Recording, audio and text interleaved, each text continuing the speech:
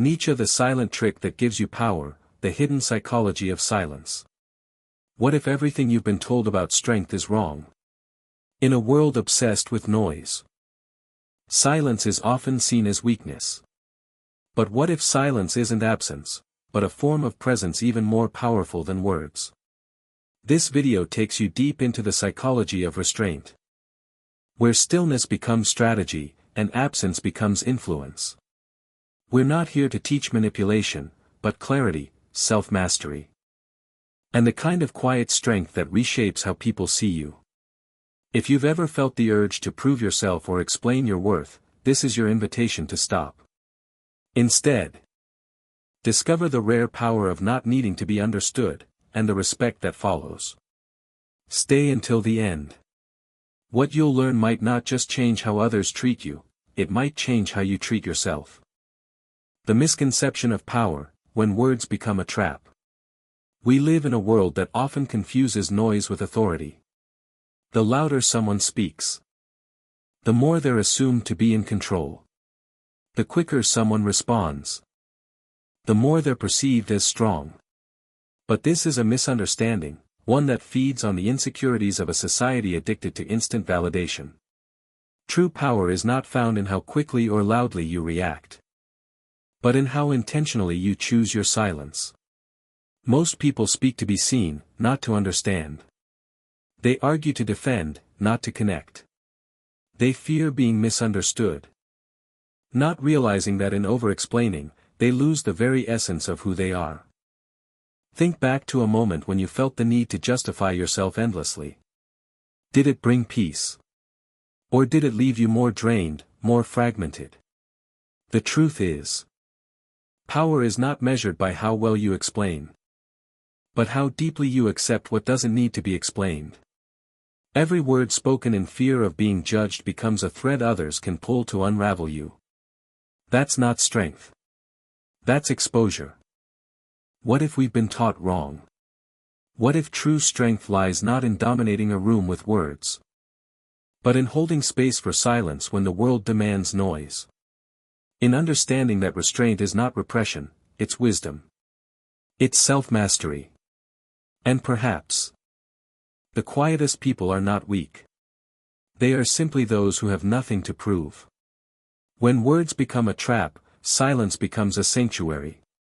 And in that sanctuary, we begin to see clearly.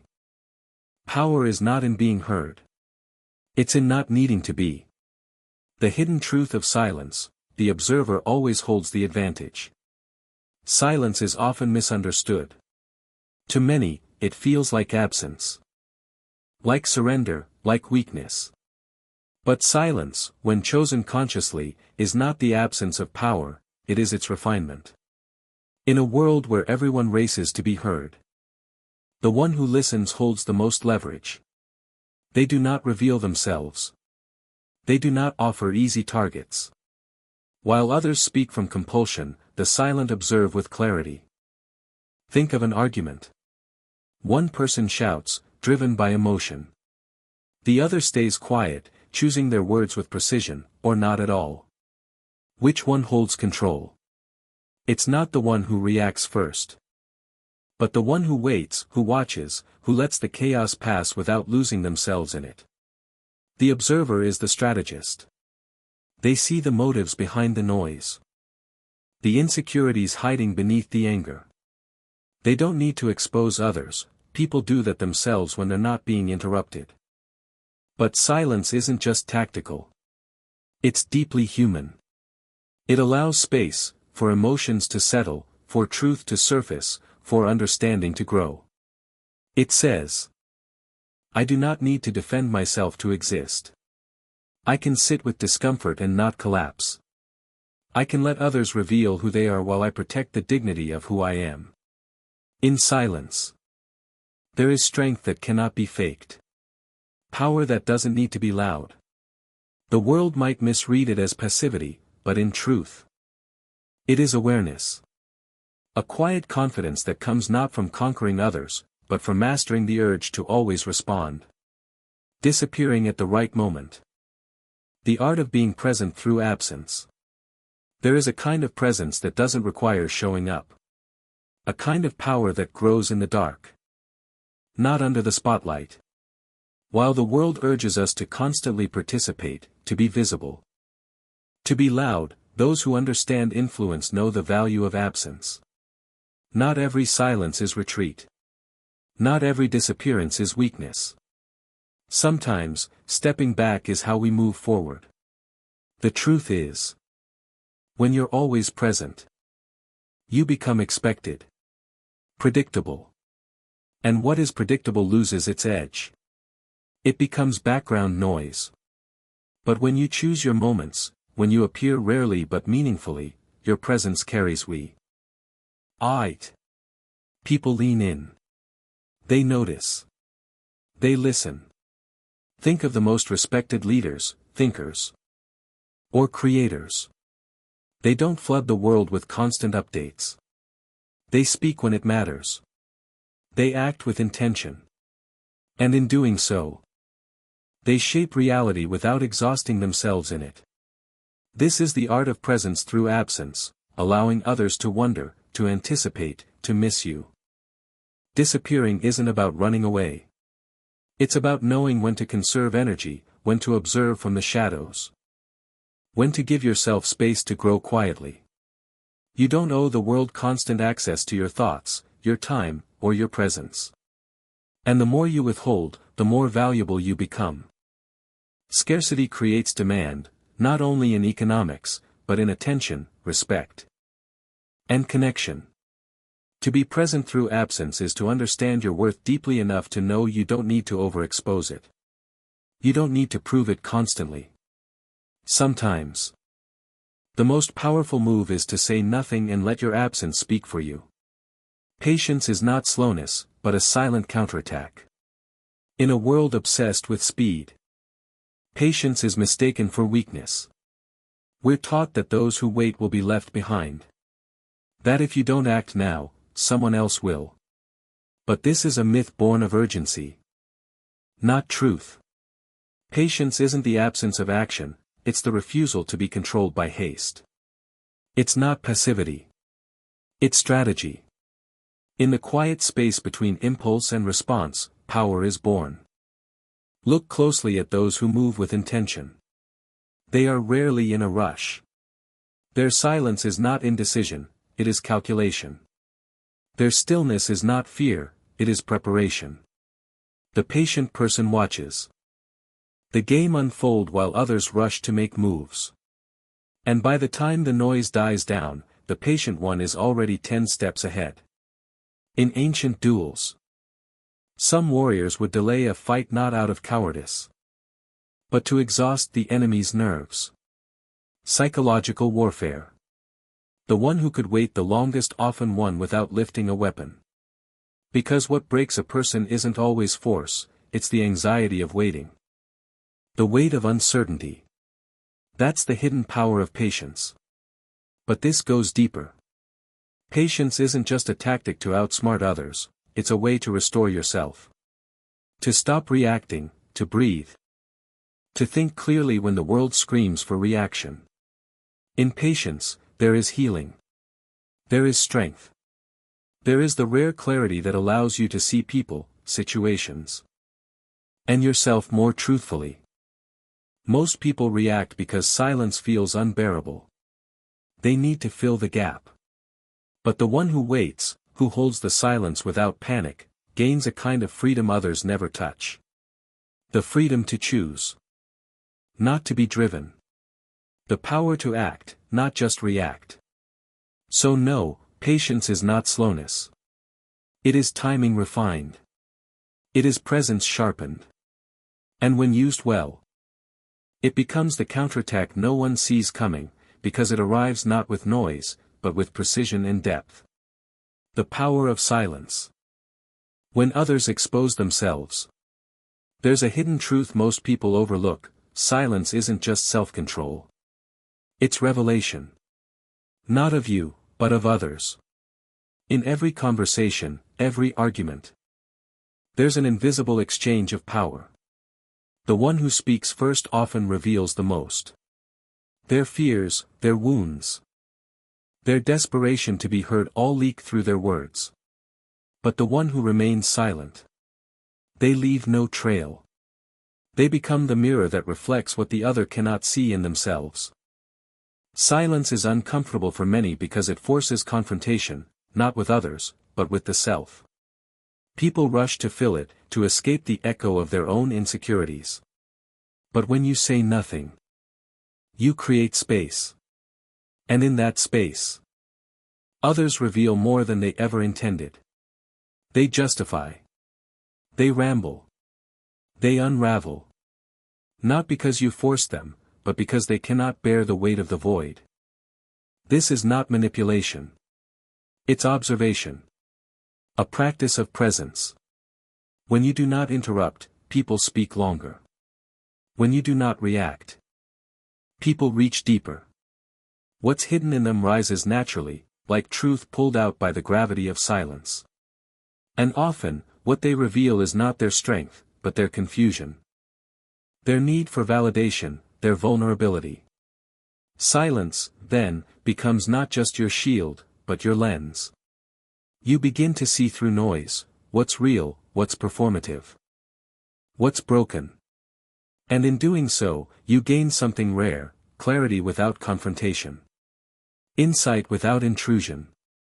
So when someone speaks to provoke you, remember, your silence does more than protect you. It invites them to reveal themselves. And in that exposure, without ever raising your voice, you understand more than they intended to share. Desire and distance, why what's rare becomes more alluring. Human psychology is wired to crave what feels out of reach. The less accessible something is, the more value we assign to it, not always because it is better, but because it feels exclusive. This is true in relationships, influence. Even in how we view ourselves. Constant availability breeds indifference. Rarity, however, breeds desire. When someone is always present, always responding, always offering themselves without pause, their presence becomes familiar. And familiarity, over time, dulls attention. But when someone chooses to be scarce, not as a game, but as an act of self-respect, they become magnetic. Not because they are withholding, but because they are whole enough not to need to overextend. This is not about manipulation. It's about understanding emotional economics. The more we give ourselves away freely, the less others work to understand us, to reach us, to appreciate us. But when we create distance, we create space, for curiosity, for reflection, for longing. And in that space, value grows. It applies to every human connection. The person who doesn't seek constant validation becomes the one others try to understand. The one who isn't always available becomes the one people remember. In silence and absence, mystery is born. And mystery, when rooted in authenticity, draws others closer, not to possess, but to understand. But to master this balance, you must first break the need to always be seen, to always be heard. You must trust that what makes you valuable isn't your noise, but your essence. And the more you honor your own space, the more others will. Because in the end, what is rare isn't just desirable, it's respected. And what is respected is never forgotten. Not reacting is also a reaction, and sometimes the strongest one. We often believe that to respond is to assert ourselves, that silence means surrender. That not replying means weakness. But this belief overlooks a powerful truth: not reacting is still a reaction. And in many cases, it is the most disarming, most unexpected response you can give. Because it denies what the other person is often seeking: control over your emotions. When someone insults you or tries to provoke you, they are looking for one thing: proof that they've gotten under your skin. A reaction, even if justified, gives them that power. It shows that their words reached you, unsettled you, mattered to you. But when you remain calm, when you don't offer a single word in return, something strange happens. The energy they throw at you has nowhere to land. It returns to them. And suddenly, they are faced with their own noise. Silence in these moments doesn't mean you're passive, it means you've chosen clarity over chaos. You're not ignoring the situation. You're refusing to let it shape you. And this, in itself, is power.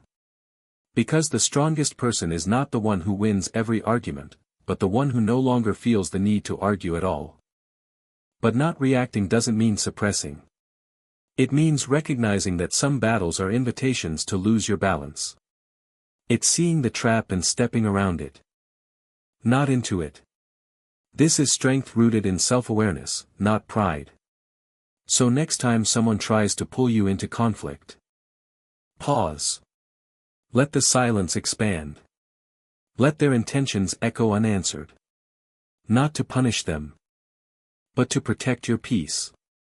Because walking away from noise isn't weakness, it's wisdom. And in a world desperate for reaction, the one who doesn't play the game often ends up winning it. From arguments to influence. When you don't have to speak to make others think.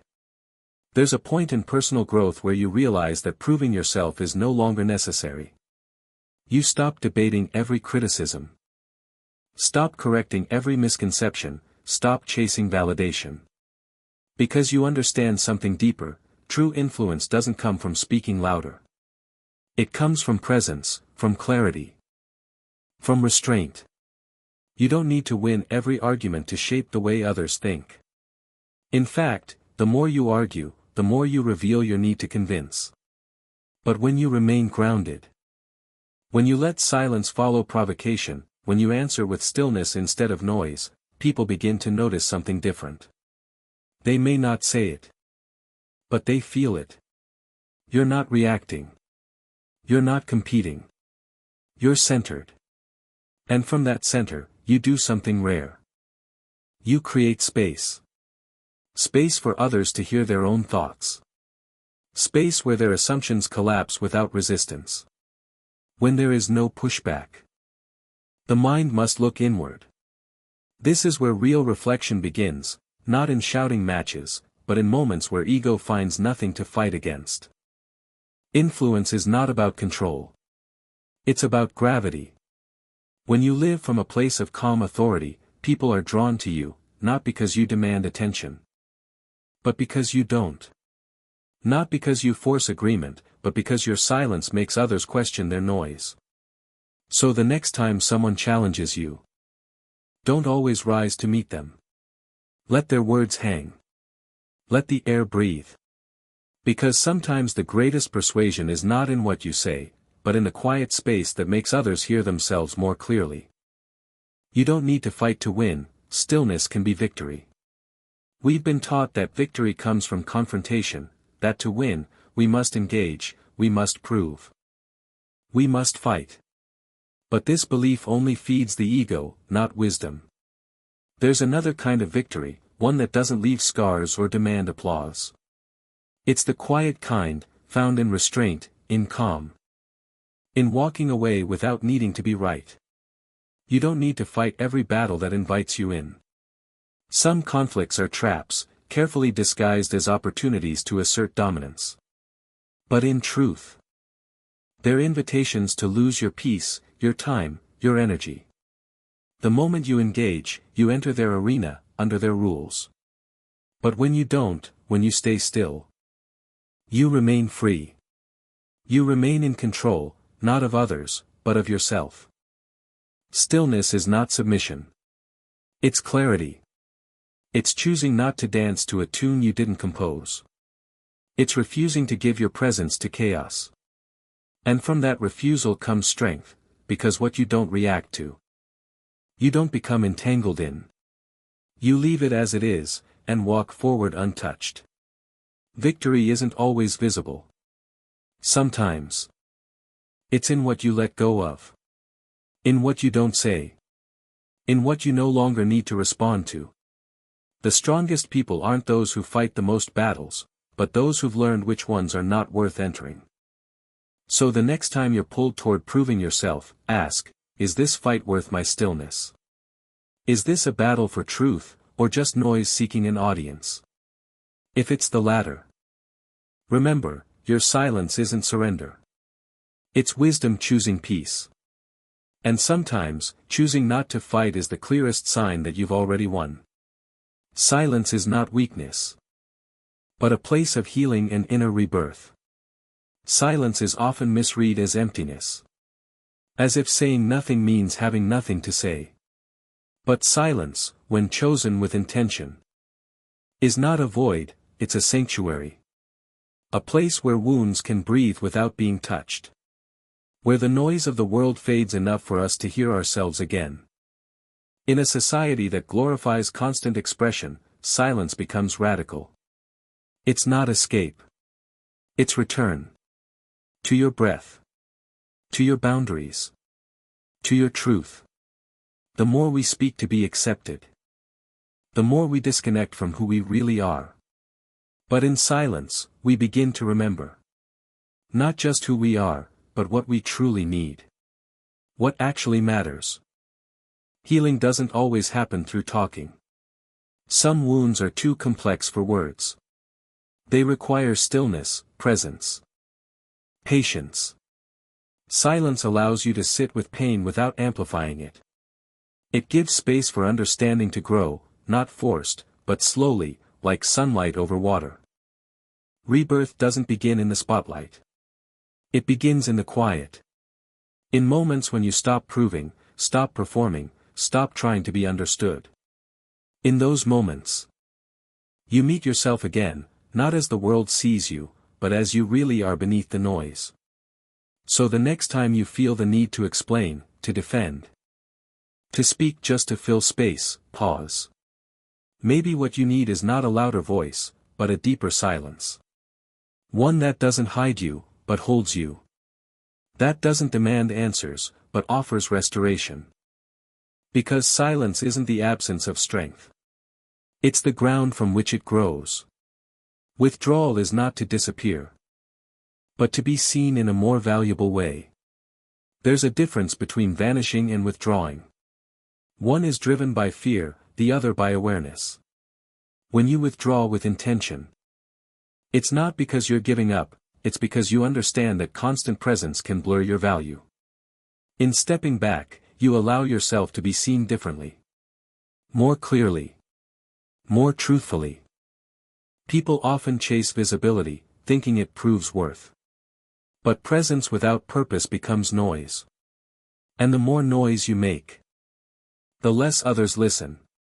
True influence doesn't come from being everywhere. It comes from being precisely where you choose to be, and knowing when not to be there. When you become too accessible, too familiar, people stop noticing. But when you disappear with purpose, you create a pause. In that pause, others begin to reflect. They remember. They feel the absence. And in that absence, your value quietly rises. Withdrawing is not about hiding.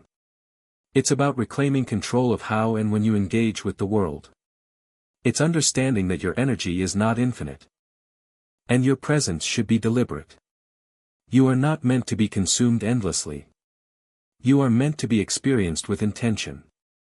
So when you feel stretched thin, when you feel unseen despite always being present, consider this: maybe it's time to step away, not to be forgotten, but to be remembered differently. Not to disappear, but to become rare again.